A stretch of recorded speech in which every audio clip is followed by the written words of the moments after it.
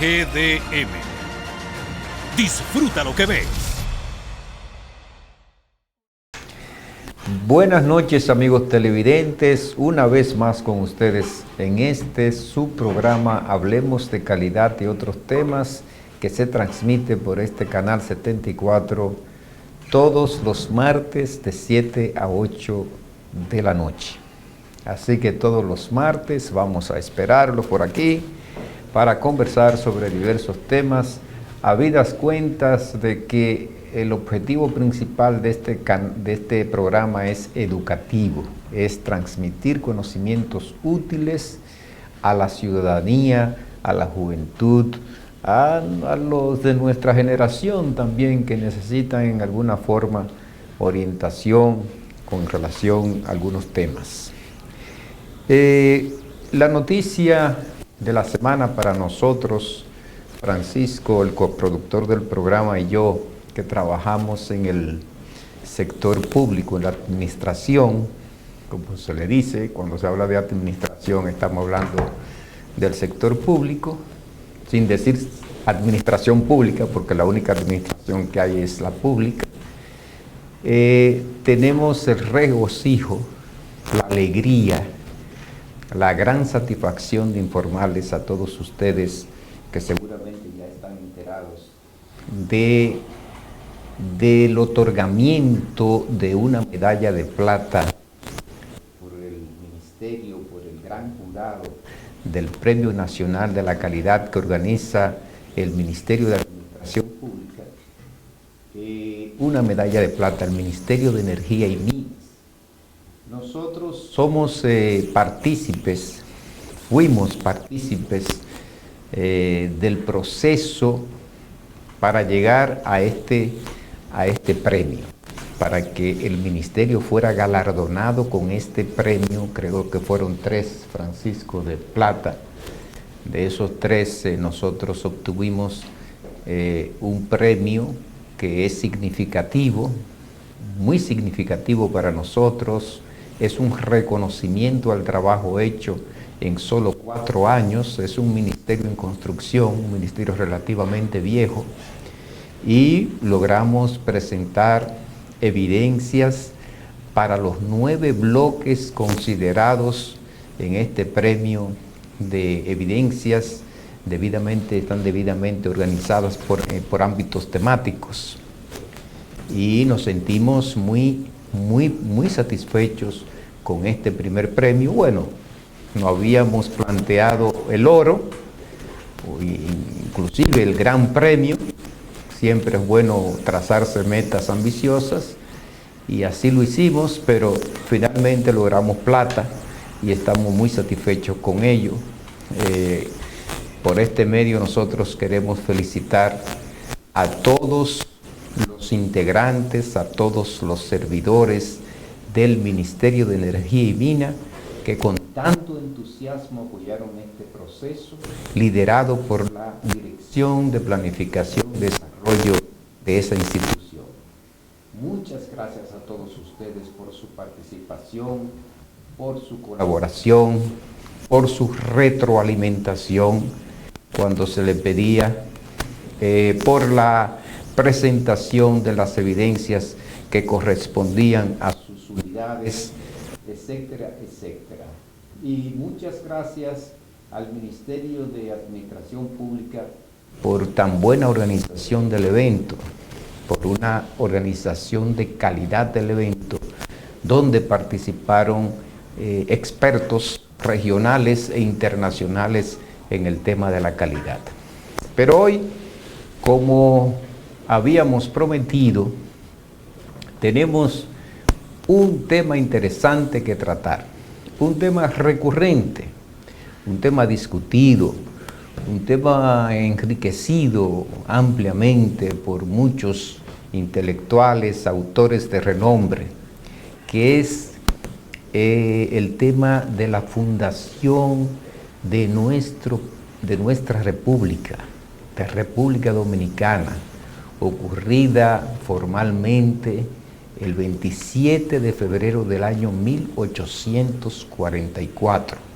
Y ayer precisamente celebrábamos antes de ayer, celebrábamos el nacimiento del Patricio Duarte, del padre de uno de los, yo diría que el principal padre de la patria, de los tres señalados como tales que ocupan en la historia dominicana ese lugar cimero. Los padres de la patria, Juan Pablo Duarte, celebrábamos su natalicio, el 207 me parece, ¿verdad? Natalicio de Juan Pablo Duarte. Y a mí me apenó mucho ver que en los hogares dominicanos, como se acostumbraba en mi época, y en fecha no muy lejana, se sacaban las banderas, se sacaba la bandera nacional en los balcones, siempre el 27 de febrero, el día del nacimiento de Duarte, día de la restauración 16 de agosto, siempre se saca la bandera nacional y se cuelga en los balcones de las casas. Pero esto no ocurrió, por lo menos no ocurrió masivamente. No sé si es que estamos ante un proceso, digamos, que ocurre a ritmos avanzados de olvido de nuestra historia, de olvido de nuestros héroes nacionales. La juventud apenas conoce los nombres de esos héroes nacionales, mucho menos los acontecimientos históricos decisivos en los que participaron. Pero para hablar de este tema, hemos traído, como le prometimos, nueva vez, 2 veces al mes, vamos a tenerlo aquí, a Fidias Aristi Payano, ya presentado por mí en otra ocasión como un gran amigo, compañero de estudios, de muchas vivencias comunes, una persona que yo admiro y quiero. ¿Y quién más que él, que aunque él no se llame historiador, es un estudioso apasionado de la historia dominicana? Buenas noches, Fidias Aristi. Buenas noches, Francisco. Buenas noches, Julio. Para mí, privilegiado de venir a compartir nueva vez con toda la teleaudiencia, ocasión que aprovecho para unirme con mucho regocijo a la satisfacción que embarga a ustedes y al Ministerio de Energía y Mina por el reconocimiento de que han sido objeto como justa valoración del gran servicio que realizan desde allí en favor de los mejores intereses del país. Estoy convencido, no solo por la procedencia de quien otorga esa valoración, que es el Ministerio de Administración Pública, que también nos merece tan sentido respeto, que se trata de méritos muy justos y que la sociedad toda así lo entiende. Decía Julio hace apenas... Bueno, Francisco, querías decir algo antes de que tú iniciaras tu disertación sobre el tema. Sí, antes que nada, saludarles a todos ustedes esta noche, como todos los martes. Hoy tenemos un tema que es bastante oportuno por la fecha en que estamos. Estamos a varios días apenas para empezar el mes patrio. Todo el mes de febrero nos sumamos al deseo del doctor Santana de que todos como dominicanos alcemos nuestra bandera y seamos un ejemplo digno de esos patriotas que perdieron sus vidas, muchos en combate, otros incluso no tuvieron la dicha de poder disfrutar de aquella independencia que ayudaron a contribuir, digamos, a forjar. Hoy otros en el ostracismo, como el mismo Duarte. El mismo Duarte, del cual, como bien mencionó el doctor Santana, el 26 de enero pasado se celebraba su aniversario número 207, partiendo de que él nació en el año 1813 y que venía de una familia que era una familia que tenía posibilidades económicas y que eso le permitió al patricio de algún modo estar en contacto con esas ideas nuevas de ese nuevo mundo que se fue forjando en sus primeros años de su vida y que le permitió a la edad de 31 años, que es algo que la gente quizás no ve en esa perspectiva. Uno piensa la imagen de un Duarte ya de 40 y tantos años. Duarte, aunque no estaba y así se presenta. Y así se presenta. En las imágenes en las de la imágenes. historia. Claro, Duarte, aunque no estuvo físicamente aquí en el momento de independencia, apenas tenía 31 años cumplidos. Yo tengo 31 años hoy, voy para 32. No me imagino el nivel de conocimiento, de persuasión, de liderazgo que tuvo que tener un joven con 20 y tantos años, mitad de los 20 años, para empezar a forjar lo que es la Trinitaria. Y sobre todo a esa edad de impresionante formación humana. Correcto. Tanto humana como intelectual, porque a Duarte se destaca también haber tenido dotes intelectuales y que lamentablemente falleció de una forma que quizás no era la que merecía una figura como él, pero que fue resaltado, como mencionamos al principio, por grandes historiadores. El mismo caso del doctor Joaquín Balaguer, que en el Cristo de la Libertad dedica un libro específicamente a él y que fue una lectura obligatoria, al menos en mi época. Que en la escuela nuestra era una lectura Y obligatoria. todavía en la mía también. Un libro muy romántico. Claro, todavía en segundo bachillerato me tocó leer ese libro, recuerdo, color rojo, por Sí. fuera la carátula, el Cristo de la Libertad, donde Balaguer resaltaba todas esas cosas que forjaron nuestra independencia y que son los cimientos y la base de lo que hoy tenemos, que lamentablemente, como dice el doctor Santana, hemos estado perdiendo. Bueno, Quizá el por mismo título Cristo de la sugiere una semejanza con esa figura universal, Claro que sí. de trascendencia universal, imperecedera, que es Jesús Cristo. Correcto. Y el libro así se llama, El Cristo de la Libertad. Obviamente que luego se han escrito muchísimas otras obras sobre Duarte, con un poco más de objetividad, más desembarazada de ese romanticismo que se ve en el Cristo de la Libertad, en ese, digamos, endioseamiento, digamos, merecido, porque realmente Duarte fue una figura excepcional, de cualidades excepcionales, de virtudes excepcionales. Correcto. Y quizás sería importante aprovechar, ya que tenemos la presencia del señor Aristi acá, quizás preguntarle, porque las redes sociales y la comunicación como es grabada permite a que después de muchos años se siga mirando el mismo programa. ¿Cómo usted entiende que deberíamos nosotros los dominicanos de aquí a 10, 15 años seguir recordando a Juan Pablo Duarte? Bueno, escuchándote, Francisco, hace presencia en mi memoria elementos muy significativos. Has hecho referencia al Cristo de la Libertad. El Cristo de la Libertad fue una obra valiosa, pero no solo valiosa, sino también valiente.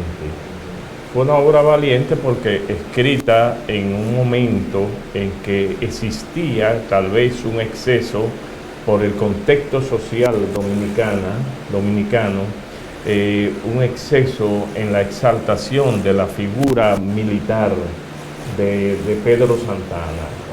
Y entonces el doctor Joaquín Balaguer tuvo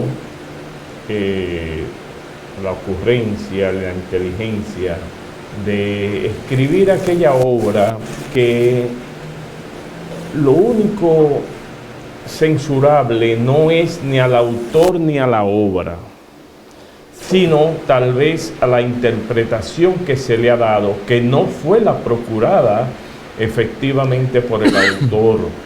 Se le quiso y se le ha querido dar un sentido historicista a aquella obra, que, como bien ha dicho Julio, es una obra impregnada de mucho romanticismo. Claro, el presidente Balaguer, entonces el doctor Joaquín Balaguer, con la honestidad intelectual que le caracterizó siempre en la dedicatoria, que generalmente se ignoran las dedicatorias. Yo suelo observarlas, porque para mí significa un hilo del pensamiento del autor importante. Y en la dedicatoria del Cristo de la Libertad, el doctor Joaquín Balaguer lo hace a Rosa Duarte y dice lo siguiente: esta no es una obra de análisis, es una obra de amor. Y si de algo me arrepiento, es de no haberla escrito con toda la sensibilidad a que es susceptible el alma humana. Una expresión muy honesta de su parte, como ya se ha dicho, con el rigor histórico posteriormente, sobre todo en las últimas décadas, se han hecho estudios muy significativos sobre la vida y la obra de Duarte. Un autor que ejerció mucha influencia al extremo de que fue llamado el conductor de las juventudes hispanoamericanas, lo fue José Ingenieros. Y don José Ingenieros, psiquiatra, sociólogo argentino de origen italiano, dijo que la libre interpretación del pasado nos enseña a militar en el presente y a prever el porvenir. Y esto es aún, me parece, una verdad inocultable. La mejor forma... José Ingenieros, autor de Las Fuerzas Morales. El hombre mediocre, hacia una moral sin dogma. Sí. Y una serie de obras que incluye una obra de criminología también muy interesante. Y que influyó mucho en esa generación, en las generaciones de los 60, de los 50, 60 y 70. Sí, incluidos nosotros, claro, la de los 70, ¿verdad? Sí, por eso se le llamó el conductor de la juventud hispanoamericana. José Ingenieros, y todavía su pensamiento conserva en gran medida, sobre todo por la rigurosidad moral que hoy todavía debe tener mayor vigencia. Su pensamiento todavía, reitero, conserva todo su esplendor. En ese sentido, Francisco y Julio, el pensamiento de Juan Pablo Duarte todavía está llamado a llenar un gran vacío, especialmente en la juventud dominicana, porque como ya se ha dicho y se ha puesto un ejemplo lastimoso, un símbolo patrio tan esencial como es la bandera, estuvo prácticamente ausente de que la viésemos ondear como era costumbre hace algunas décadas en los ventanales y en los hogares de la mayoría de los dominicanos. El pensamiento de Duarte conserva toda su vigencia, no obstante, el mundo globalizado, transfronterizo, que hoy vivimos, porque ese mundo globalizado no implica jamás la pérdida de las identidades. Al contrario, es un desafío a que la identidad nacional, hasta donde ella pueda entenderse con prevalezca con más fuerza, porque es un elemento unificante para el progreso, no solo espiritual, para el progreso material de las propias naciones. Y distintivo entre ellas también, en el sentido de que permite delimitar sus propios intereses en ese interés colectivo que evidentemente implica la globalización. Claro, fortalece y te ofrece inclusive ese fortalecimiento de tu identidad, te ofrece obviamente más poder de negociación o de transacción, de vinculación. Aunque hay un planteamiento de que la intensificación de la interdependencia en este mundo global tiende a minimizar el valor de la identidad. Sí, claro. Y de Hay un alguna interés forma, nacionalizante sí, también. Exactamente. En alguna forma, estos procesos de globalización debilitan el sentido nacional, el sentido ciudadano de lo nacional. Y porque le quita, por ejemplo, independencia económica también. Y le quita, sí, ¿no? Y soberanía económica, que es peor aún.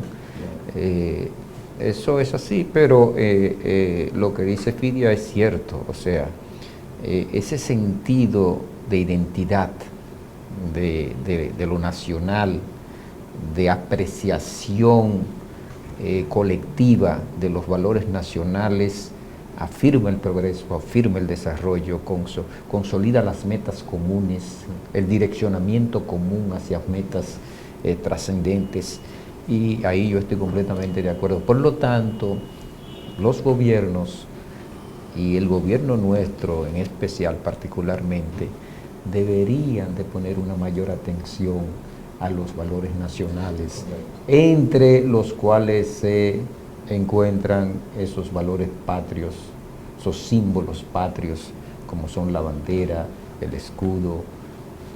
No podemos. Santana, de hecho, yo llegué a tomar clases de moral y cívica. Hoy eso no está. Todavía en tu En mi época, yo recuerdo estando en cuarto de primaria. Apellido Vincent, el autor, me parece, que era el clásico de moral y cívica. No Vincent, recuerdo honestamente el autor de tremendo librito de moral y cívica. 10 años, pero existía. Y sé que hoy por hoy no existe ni siquiera en la currícula del Ministerio de Educación en cuanto a la formación básica. No existe moral y cívica. Oye, tú le preguntas ahora a los bachilleres y a muchos profesionales quién escribió el himno nacional. Emilio Prudón. ¿De quién es la música del himno nacional? José Reyes, ¿no? No saben. Cuestiones básicas que deberían, que nosotros, nuestra generación supone como un hecho dado, nos sorprende que se ignoren. Pero no solamente eso, a nivel de figuras que están en la televisión opinando y planteando cosas y abordando problemas complejos, son históricamente analfabetos. La historia, el estudio de la historia, aunque fuera descriptivo, como comenzamos nosotros en la escuela, que era un estudio descriptivo, me acuerdo que el libro que usábamos en los colegios era el de Historia Dominicana de Bernardo Pichardo. Y después de Jim Bernard. Que era muy descriptivo. Sí. Ni eso. Sí, hay una tendencia cada vez más acentuada a importantizar la información en desmedro de la formación. Y la información tiene el peligro de la fugacidad. Tiene ese peligro de ser fugaz, mientras la formación, por eso cuando Julio decía al inicio del programa que este era un programa formativo, me llamó poderosamente la atención, porque la mayoría de las programaciones que hoy encontramos son eminentemente y deficientemente informativas. Y este tipo de programas... Y tanto en la radio como en la televisión. Naturalmente. Como es una chercha, un relajo. No hay ningún enfoque a lo educativo. El comunicador debe ser informador y formador al mismo tiempo. Es un mensajero social, es un mensajero de buenas nuevas. Y retomando el ideario duartiano, nadie, ningún pensamiento, ningún personaje nos puede cohesionar tanto en situaciones tan difíciles como las que vive el mundo, del resquebrajamiento de las fronteras físicas y espirituales o culturales, como Juan Pablo Duarte. Como decía Gramsci, Antonio Gramsci, Hombre que murió joven, tan joven, brillante, preso, un erudito. Sufrió mucho en la cárcel. Sí, sí. Y como decía... Gran pensador marxista. Sí, claro, secretario uno de del los más grandes pensadores Partido Comunista Italiano. Y murió precisamente en la Sergástula fascista en 1937, creo que nació en 1891. Pero como decía Gramsci, quien domina la cultura y la educación, que lo demás viene por añadidura. Y eso lo han olvidado, nuestros gobiernos. Nuestros gobiernos han olvidado la importancia fundamental que tiene el transmitir una cultura y una educación que sea capaz de generar los demás valores. Naturalmente, el pensamiento duartiano en su momento encontró y sigue teniendo férreas resistencias. El pensamiento, como decía Stuart Mill, pasa por este tipo de ideas como las que pudo lograr Juan Pablo Duarte hasta culminar con la proclamación de la independencia de 1844. Decía Stuart Mill que este tipo de idea John Stuart Mill pasa por tres procesos: el de la ridiculización, ¿verdad? Es decir, se ridiculiza primero, luego viene la etapa de sopesarla, de valorarla, hasta la imposición de esos criterios sobresalientes, como fue el caso del ideario libertario de Juan Pablo Duarte, joven, pero no solo él joven, sus demás compañeros, los trinitarios todos fueron jóvenes, muy brillantes, que en menor o mayor caso entregaron y ofrendaron toda su vida en ese ideario libertario. No todos tuvieron el carácter rectilíneo, sin duda, del pensamiento duartiano.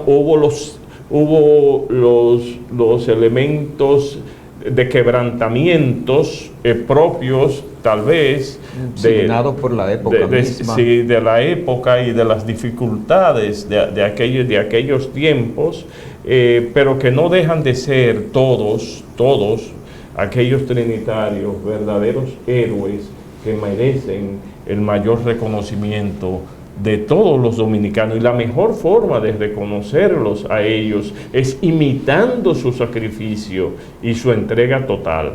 Por eso aprovecho la ocasión para exaltar la labor patriótica que hoy como nunca, hay que reconocerlo, está haciendo el Instituto Duartiano bajo la presidencia del doctor Wilson Gómez Ramírez, que ha incursionado más allá de las paredes propias del academicismo, del academicismo tradicional duartiano, para incursionar en llevar el pensamiento duartiano a problemáticas vigentes, actuales, inclusive hasta coyunturales, pero importantísimas estas, de nuestra realidad nacional. Bueno, muchas gracias, Fidias. Vamos a seguir conversando sobre este importante tema en unos breves minutos y pasamos a unos comerciales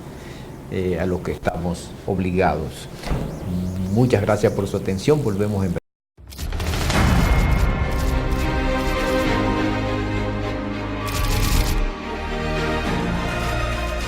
GDM.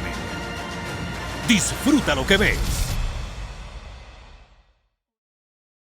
Todos tenemos gustos que nos hacen únicos. Algunos se van a lo clásico. Mi vida no arranca sin mi café, sobre todo con un chin de leche en polvo. Y otros él es un poco cuadrado. son más osados. Por eso yo le pongo mi toque. Algunos usan la medida exacta 3 cucharaditas con vainilla y un poquito de canela por arriba. y otros, 6 cucharadas, par de frutica y una moña. pero al final todos tenemos algo en común. Sabemos apreciar lo mejor. Milex, el sabor nos hace único. En Zoolandia no hablamos de nuestro servicio. La calidad de nuestro servicio habla por nosotros. El trato aquí en Zoolandia es excelente, ya que tienen una buena calidad humana, ya sea con las personas o los animales. Contamos con una completa oferta para el cuidado y la salud de los animales. Servicios de peluquería, consulta interna, cirugía, sonografía, rayos X, laboratorio clínico y variedad de productos farmacéuticos. Además de pet shop y expedición de certificados de viaje. La verdad es que Zoolandia y para nosotros y nuestra mascota es nuestro segundo hogar. Estamos en Los Álamos, Autopista Duarte, Marginal número 12, diagonal al Homs. Zoolandia, porque ellos también cuentan.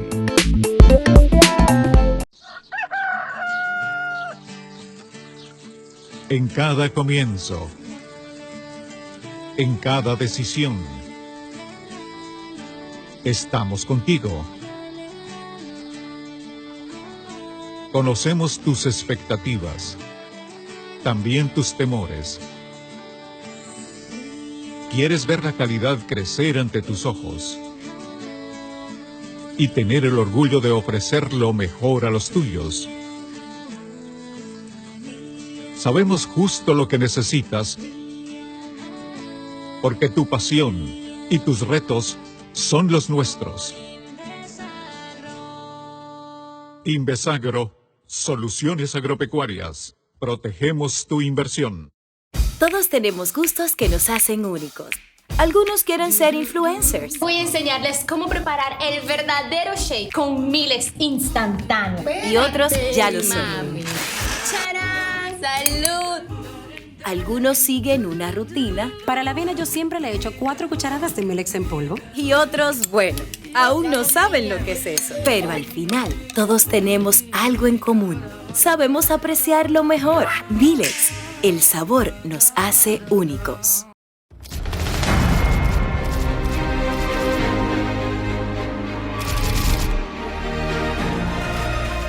GDM. Disfruta lo que ves. Seguimos, amigos televidentes, en esta noche con el desarrollo de este programa educativo, formativo, Hablemos de Calidad y otros temas. Hoy con la presencia nueva vez de nuestro amigo intelectual, funcionario público en muchos cargos importantes de la administración, Fidias Aristi Payano. Y Fidias mencionaba la labor del Instituto Duartiano en el segmento anterior, presidido por nuestro gran amigo también, con muchas vivencias allá por los años 70, cuando todos los tres éramos estudiantes de la Universidad Nacional Pedro Enrique Sureña. Y yo también debo felicitar de buen grado, con toda la sinceridad del mundo, porque así como hago la crítica, también acostumbro al reconocimiento merecido de nuestro amigo Wilson Gómez Ramírez, que ha realizado una labor de difusión, una labor educativa y yo diría que también formativa en torno alrededor de esta gran figura nacional, fundador de la República, Juan Pablo Duarte. Fidias, hay muchos temas que tratar en relación con los ideales duartianos y sería bueno ponerlo en contexto, esos ideales. ¿Qué está pasando en República Dominicana?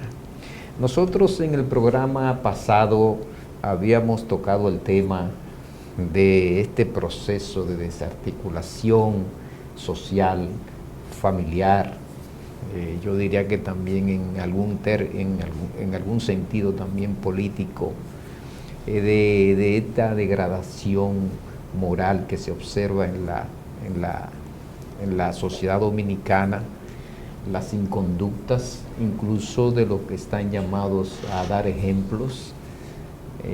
Hay digamos, una especie de retroceso en los principios, en los valores que distinguen a los pueblos cohesionados, a los pueblos enfocados, a los pueblos con un norte.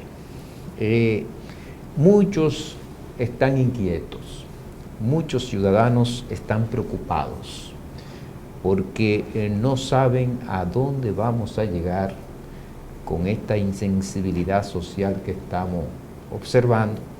El capitalismo tiene una gran virtud, y es que el capitalismo impulsa el conocimiento, impulsa la competencia, impulsa la innovación,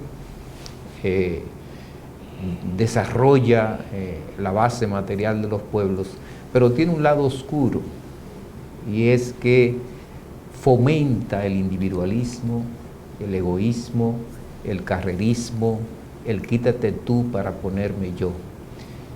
Esto está muy bien analizado en la última obra del gran economista Stiglitz, que por casualidad ayer cayó en mis manos y no la he dejado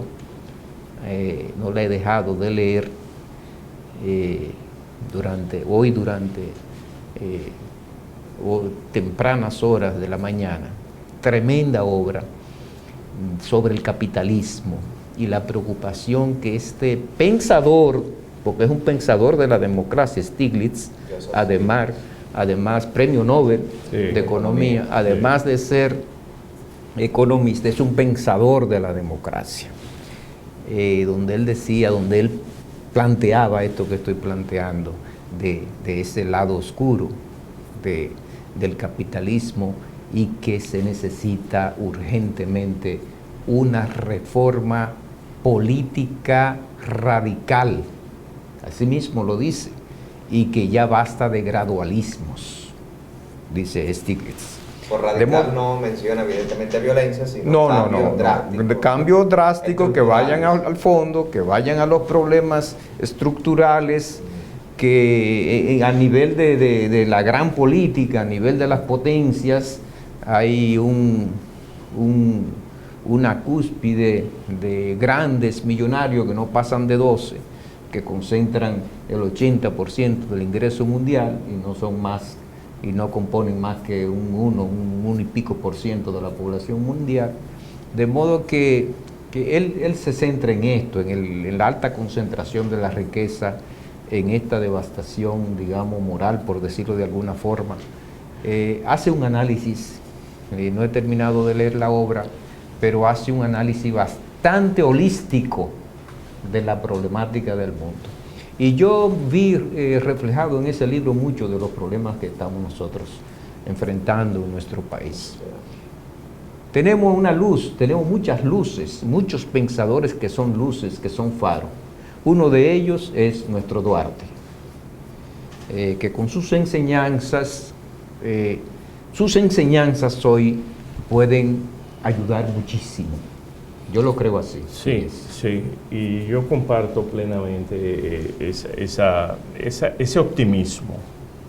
Yo lo comparto plenamente, y si algo tengo que agregar es mi fe y mi convencimiento de que la democracia tiene resortes para rescatarse a sí misma, y sin dejar de tener en cuenta el impacto que tiene la comunicación en la época, y que 2 o 3 medios de comunicación son los que dirigen prácticamente el 90% de la comunicación mundial, y que a través de esos medios traza la forma de actuar y de pensar, claro. Es una gran observación, porque yo recuerdo, y ustedes recuerdan la obra 1984, el pensamiento orwelliano.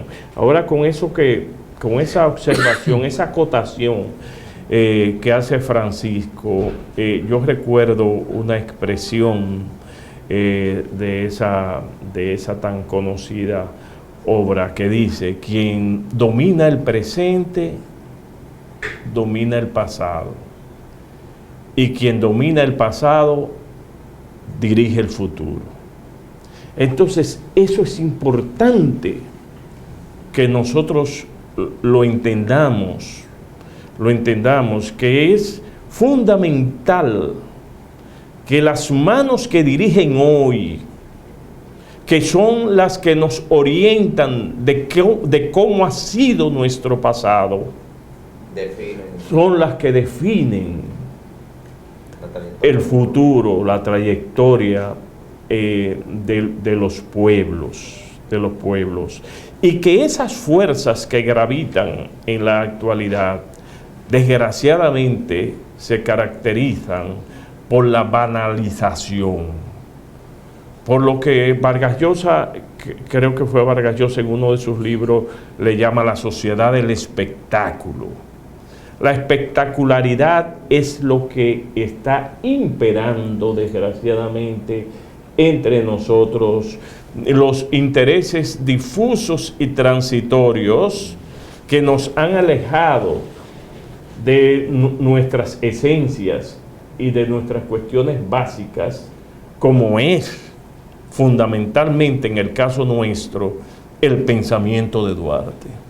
Por eso resaltaba, me permitía resaltar la labor que actualmente realiza el Instituto Duartiano, porque el Instituto Duartiano siempre fue visto, aunque no llevara el nombre, como una academia duartiana, y decía Rubén Darío de las academias y de los Ateneos, líbrame Señor. Y era una expresión quizás muy válida, que conserva inclusive desgraciadamente cierta fortaleza. Entonces el Instituto Duartiano, fíjense que a través de su junta directiva fundamentalmente, ha tenido una campaña de exaltación de nuestros símbolos patrios, porque esos símbolos patrios son el resumen de lo que nosotros hemos sido y de lo que vamos a ser. Y ocultar esos símbolos patrios y ocultar la veracidad de nuestro pasado implica trazar para nuestro pueblo un futuro desgraciado e incierto, por lo que decía Orwell, y que la historia se ha encargado de darle la razón, y hasta que no tengamos un criterio claramente establecido del valor que tiene la familia, del valor que tiene la escuela, esas dos instituciones fundamentalmente para la construcción del individuo, y yo diría y de las colectividades. Yo diría que el Estado también. Sí, claro, el Estado. Lo que pasa es que el Estado en gran medida se ha encargado de degradar estas dos instituciones, desvalorizándolas, y no solo desvalorizándolas, sino de sustrayendo valores esenciales. No es que la familia y la educación no sean objeto de un proceso evolutivo, todo en la vida lo es. Ahora, todo lo que no podemos esperar que la familia de los 70 sea la familia de hoy. No puede serlo. Lo que no podemos... No es lo que estamos diciendo. No, porque no se trata de involucionar, sino se trata de cambiar hacia lo mejor. Y ese es el papel esencial que debe tener el Estado, que a través de las instituciones, de las bases institucionales de la sociedad, que son la familia y la escuela, y por qué no, en gran medida, aunque parte de ellas dos, o entre ellas dos, En el caso de las sociedades occidentales, la iglesia tiene una participación y un rol de formación muy activo, muy activo. Y también han pasado por un proceso de transformación y hasta de cismas, la misma iglesia. ¿Por qué? Porque la sociedad es eso, es evolución. Es evolución. Ahora, esa evolución debe ser en sentido positivo. Hay algo en esas instituciones que debe emanar de manera permanente de ellas, que es el ejemplo. Tú te referías al Estado y decías, bueno, el Estado en gran medida ha introducido unos patrones de conducta que están muy lejos de favorecer la consolidación de ese núcleo fundamental de la sociedad llamado familia. Lo mismo que en relación con las escuelas. Ha permitido una serie de condiciones que en gran medida, y si uno se pone a analizar con alguna rigurosidad, también han contribuido a la degradación de la enseñanza, del proceso de enseñanza en las escuelas. Por tanto, un ejemplo fundamental debe provenir del Estado. El Estado como un órgano rector, un ente político rector de la sociedad, que tiene la función principal de gobernar bien, no de gobernar. Yo siempre digo que el Estado tiene la función principal de gobernar bien. A través de correctas señales al mercado. Y no solamente al mercado, sino a los ciudadanos también. Sí, a los ciudadanos. Y eso no está pasando. Los ejemplos o no existen o están en franco deterioro. En franco, yo diría que para yo, que soy un poco pesimista, en un deterioro que yo diría irreversible o de difícil rescate, esos valores. Sí, fíjese, Eugenio María de Hostos tenía una expresión muy simpática. Él decía, el mejor de los sacerdotes es fray ejemplo. Y eso es todavía vigente, esa expresión todavía conserva toda su vigencia. De una gran influencia, sí, Eugenio María de Hostos, sí, en la escuela dominicana. Claro. En la buena escuela dominicana, la escuela hostosiana. Claro, y es que el maestro era, con pena digo era, porque no lo es, era un ejemplo. Era un ejemplo en su vida particular, en su vocación de servicio, en su entrega. Por lo que era una autoridad en la comunidad. Claro. Una autoridad, un maestro era una autoridad. Claro, era una autoridad. Era un oráculo. Era una autoridad social. ¿Por qué? Por lo que decía Eugenio María de Hostos. Era el ejemplo. Fíjate, él con el laicismo propio de él, dice el mejor sacerdote es fray ejemplo. Es ese sacerdote laico, pero ejemplar, ese ejerce mejor influencia que cualquiera que use la sotana. ¿Tú comprendes? Es el constructor ¿de qué? De ciudadanía. Ahora, hablamos de Stirger. ¿Qué ocurre? Hay un elemento también, reitero mi vocación optimista con respecto a la democracia, no obstante todo el escenario. Decía que para qué es la mejor. No, que para qué sirve ser otra cosa, que no sea optimista. No sirve para nada ser pesimista. Bueno, yo soy un cantor del optimismo.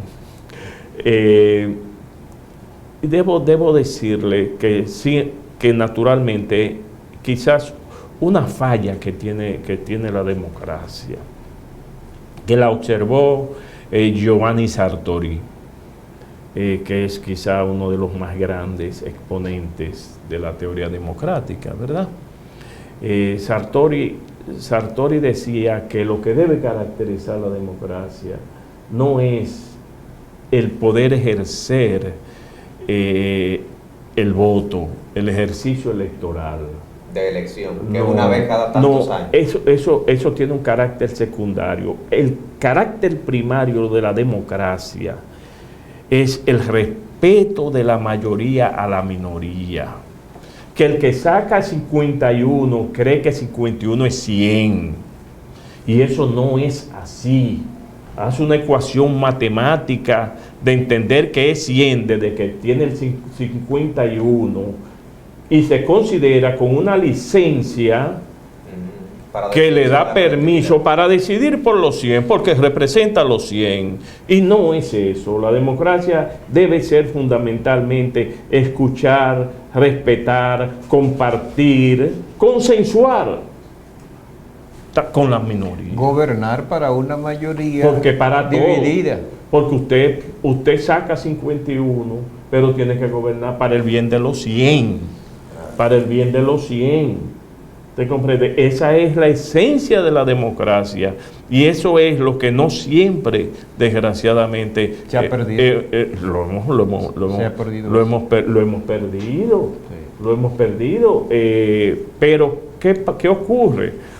Que cada vez en el liderazgo nacional y mundial se nota un desprecio o una ignorancia de este criterio esencial para la democracia, como es el respeto a todos, aunque usted haya sido favorecido con una mayoría, usted es y eso el gestor de y tú todos. Como abogado, Fidias, eso se ve mucho en el aspecto del cumplimiento de las normas. Hay sentencias del tribunal administrativo, del tribunal constitucional, que se ignoran. Sí, claro. Así es. Una señal muy, muy mala para la construcción, eso que tú decías también, de construcción de ciudadanía, de una ciudadanía con valores. Yo creo que una de las grandes distinciones, ahí hay un tema que da para otro programa, que es el tema de la legitimidad, de la autoridad, del Estado. Baltasar Gracián tiene una serie de planteamientos y de tesis fundamentales en este sentido. Otros autores de enorme connotación universal también han tratado todo este tema de legitimidad, de democracia, de autoridad. Y la tolerancia. La tolerancia. Como Locke lo trataba. Locke. Bien, entonces, aquí también hay un problema de autoridad en este país. Sí, en sentido general, hasta en la familia. Es universal. Hay una crisis de autoridad que abarca a todos los compartimientos fundamentales del conglomerado social. Pero la autoridad tiene que cimentarse en el buen ejemplo, no en la fuerza. Lo que da la autoridad debe ser el ejemplo y la razón. ¿Y el voto? No la arbitrariedad. El buen maestro, con su ejemplo, es el que tiene y merece autoridad. Es el que tiene y merece autoridad. Y la buena autoridad, por igual. Uno podría decir que el que tiene autoridad es el que es obedecido, pero ojo. Azorín tiene un trabajo precioso sobre el buen juez. Sobre el buen juez. Y Stefan Zweig tiene otra obra. Uno de tus autores preferidos. Sí, quizás el preferido. Sí, Stefan Zweig tiene una obra hermosísima que te la prometí. El mal de las tinieblas, uno de ellos. Los ojos del hermano eterno. Que me la prometiste, sí, pero no me la pero es que no aparece, pero te voy a fotocopiar la mía, como es con fines cultural y didáctico. Puedo hacer uso de esa violación. Bueno, amigos televidentes, este programa sí es verdad que tiene muchos temas. Solamente en este segmento una riqueza de temas a considerar seriamente para otros programas. A mí me interesaría que en la próxima oportunidad tratemos ese tema de la autoridad, de la legitimidad, de la democracia, del estado de la democracia actual, de cuáles son los problemas que enfrenta. Le voy a pasar el libro de Stiglitz cuando lo termine a Fidias para que estemos alineados, no en un 100% con la línea de pensamiento de este gran economista, pero sí con un referente nuevo, ¿verdad? Claro. De reflexión, como lo es este gran pensador, Premio Nobel de Economía. Sí, de tanta influencia, como la tuvo Gary Becker, ¿verdad? Friedrich Hayek, y una serie de Mises también, y una serie de pensadores. Bueno, muchas gracias, amigos televidentes, muchas gracias Francisco Cruz, coproductor de este programa, Fidias Aristi, nuestro invitado permanente en este programa. Muchas gracias. Y nos vemos sin falta el próximo martes de 7 a 8 de la noche por este canal 74 GDM. Muchas gracias y que pasen muy buenas noches. Buenas noches, Francisco, buenas noches.